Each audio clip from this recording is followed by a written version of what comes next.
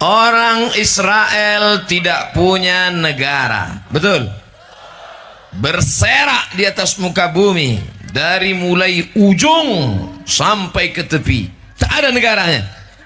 Lalu kemudian datanglah seorang laki-laki namanya Theodor Herzl. Siapa namanya? Pokoknya salah-salah sebut tak apa-apa. Theodor Herzl. Kata Theodor Herzl, kita harus punya negara. Berkumpul mereka semua. Akhirnya mereka menghadap kepada Sultan Abdul Hamid di Turki. Siapa namanya? Sultan Abdul Hamid. Pokoknya yang nama-nama Abdul ini hebat-hebat. Abdul Hamid, Abdul Somad. Sultan Abdul Hamid, kami ingin buat negara. Tolong kasih Palestina untuk kami. Apa kata Sultan Abdul Hamid? Tetesan darah kaum syuhada tidak akan aku jual dengan emas. Kami beli dengan emas. Tidak akan. Begitu orang beriman. Tidak akan menjual suaranya walaupun dengan emas sekalipun. Menangis kalian tidak akan aku berikan, kata Sultan Abdul Hamid.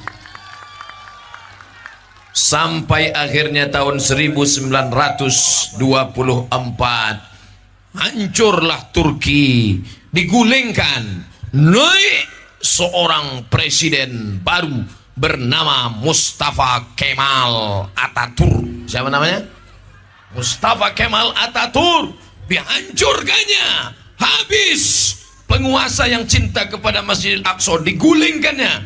Dan lalu kemudian masjid dirobahnya menjadi museum. Lalu kemudian tarekat-tarekat dibubarkannya. Dan bagaimana matinya Mustafa Kemal, 6 bulan sakratul maut. 6 bulan sakratul maut.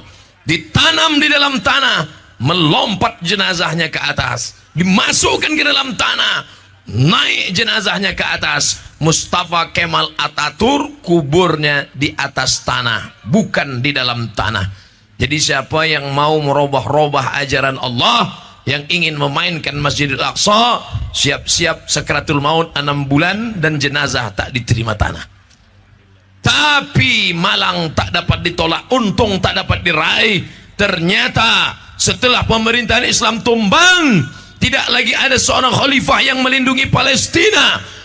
Palestina dijajah oleh Inggris. Datang orang Israel menghadap kepada Inggris. Inggris kasih Palestina kemari.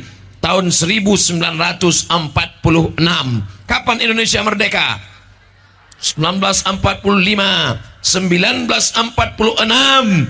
Lalu kemudian Palestina mendapatkan jajahan yang luar biasa. Kalah Inggris. Kenapa? Inggris memberikan Palestina kepada Israel. Sejak itu sampai hari ini Israel terus menggerogoti. Berita terakhir, Masjidil Aqsa, tempat yang dimuliakan, tempat Isra Mi'rajnya Nabi Muhammad SAW, diakui oleh Presiden Amerika Donald Trump bahwa itu adalah ibu kota Israel. Artinya apa? Maka tanah-tanah umat Islam yang punya toko, yang punya ruko, yang punya barang dagangan, tanah itu sekarang sudah dirampas oleh Israel. Siapa yang membela? Negara-negara Arab takut, kekuasaan takut.